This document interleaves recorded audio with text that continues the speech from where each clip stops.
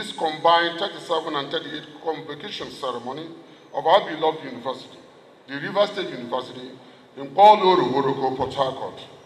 I'm excited to stand here today to address the first convocation ceremony of our university under my tenure as the 12th Vice-Chancellor. While being grateful to God, permit me to use this medium to thank the Governor of River State, visitor, and a platinum alumnus of the university, His Excellency Sir Fubara, for appointing me the Vice-Chancellor on Thursday, March 6, 2025. Upon the submission of 3 names to him by the 14th Governing Council, led by Her Excellency, Honorable Justice Mary Peter Odele, following the completion of a rigorous selection process and in line with the university law, as visitor, he could have appointed any one of the persons whose names were submitted to him. He graciously appointed me, placing merit over every other consideration. I am grateful and I pledge not to disappoint you, sir. Your Excellency, we have made some achievements in the face of daunting challenges. We are optimistic that we can attain greater heights. May it please you that I share a few of these on this occasion on our combined 37 and 38 convocation ceremony. Achievements.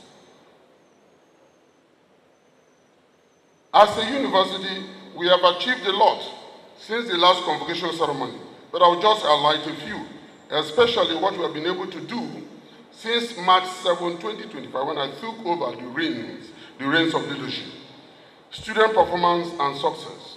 We are graduating a total of 13,561 students in this combined convocation.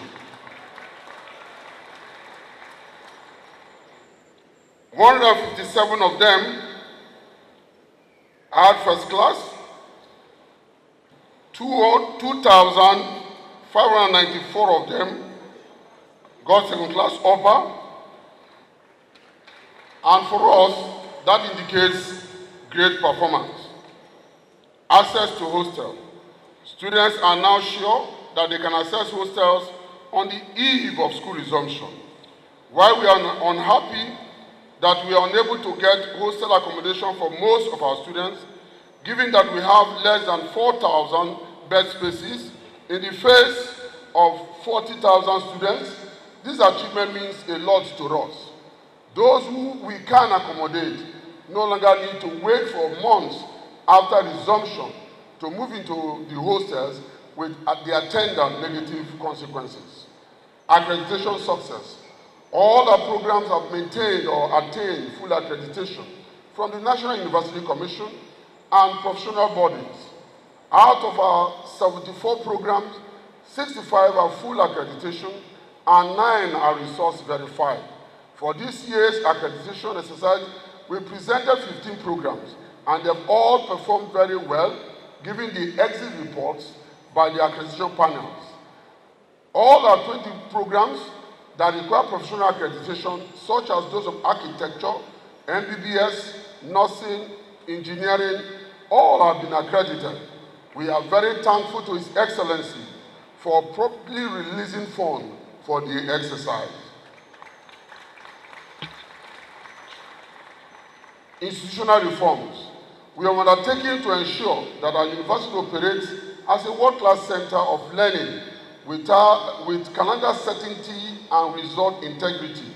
To achieve this, we have followed through with any approved calendar for academic activities, admission, resumption, examination, result submission, closing. That is the reason why today we have a combined convocation involving those who just graduated on 30th of October.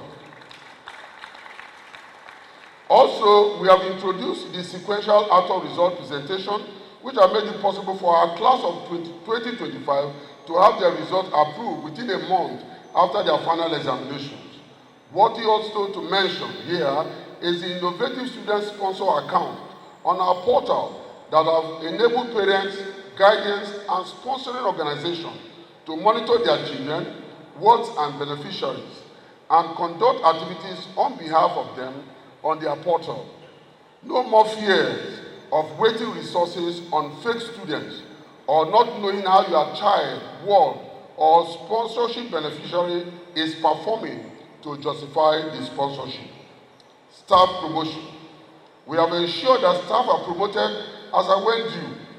At the professorial cadre, the Appointment and Promotion Committee, Academic, AMPC Academic, has so far approved this year the promotion of 29 professors and 48 associate professors. The Governing Council has already confirmed 18 and 28 of them respectively. As we thank the Council for its confirmation of this appointment, we want to also thank the visitor for ensuring that staff promotions reflect in the salaries of our staff.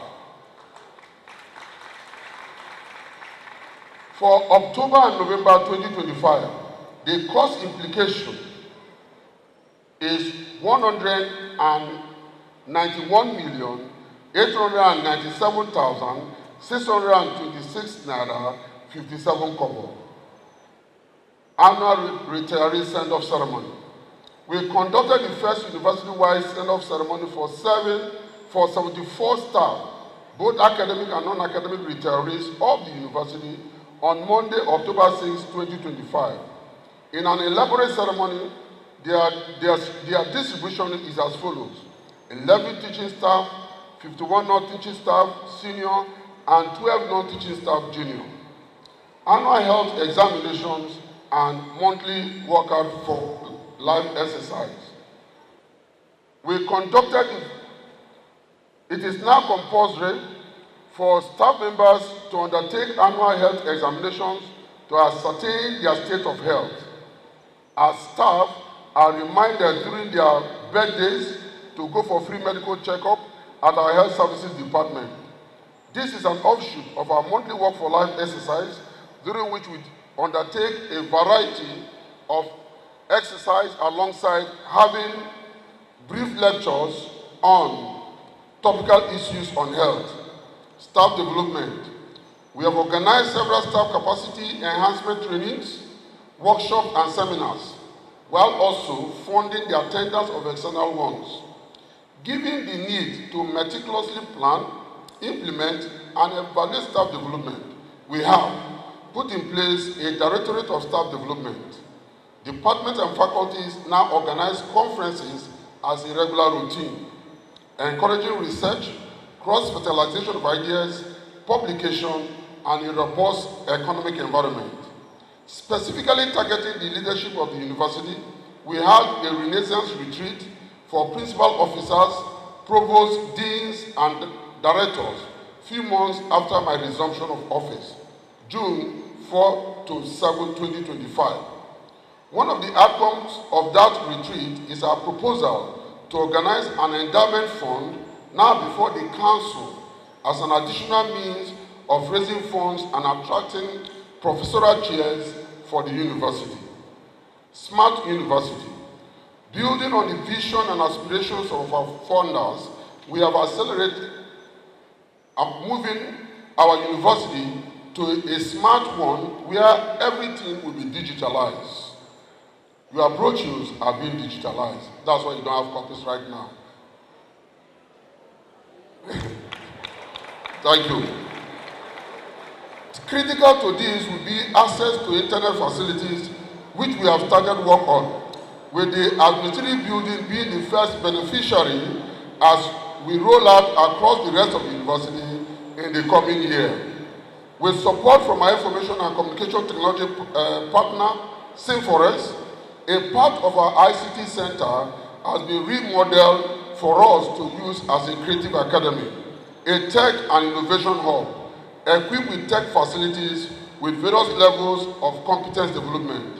We are at an advanced stage of deploying a workflow management process called FEREX. Infrastructure development. We have been able to get contractors back to work to complete 2 abandoned projects, the TEDFund Lecture Hall and Human Anatomy Building. With support from TEDFund, we have been able to upgrade laboratories in the Faculty of Science. New directorates. In addition to the Directorate of Staff Development, we have also created the Directorate of Procurement and the Directorate of Corporate Affairs. We are of the school of thought, which posits that in the face of paucity of funds, how well what is available is used could make a lot of difference in the things we are able to do. We also believe that protocol, courtesy, corporate and community relations are crucial to achieving stakeholder satisfaction. Hence, these new directorates to help achieve this. Our challenges, Your Excellency. Our recognized achievements have been constrained by a few challenges. Funding. You are doing well in funding us, but we still need more money.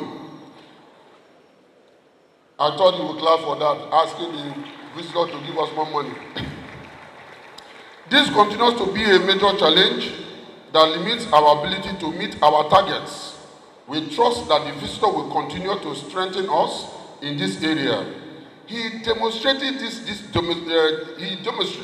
disposition by coming to the aid of the university with the approval of 700 million naira for our just concluded National University Commission Accreditation. Infrastructure gaps. We have deficits of classrooms, staff accommodation, and student hostel. Existing lectures and laboratories need renovation. While we are prioritizing phase upgrades based on program needs, we need at least 2 faculty buildings and hostels, and a 30-unit staff quarters on each of our campuses. We need a sports complex on the main campus. There is urgent need to complete the abandoned nursing building. Our clinical faculties at our town campus deserve to have these buildings completed around them and given to them for use, rather than having other institutions have them sharing an already constrained space. Staff requirement. The university is short of staff in every area. Since after the last employment exercise in 2022, we have lost a lot of staff to retirement, death, change of job, or place of work, or pursuit of higher studies. Meanwhile, new programs, departments, and faculties have been created to meet the contemporary needs of the society. Satellite campuses.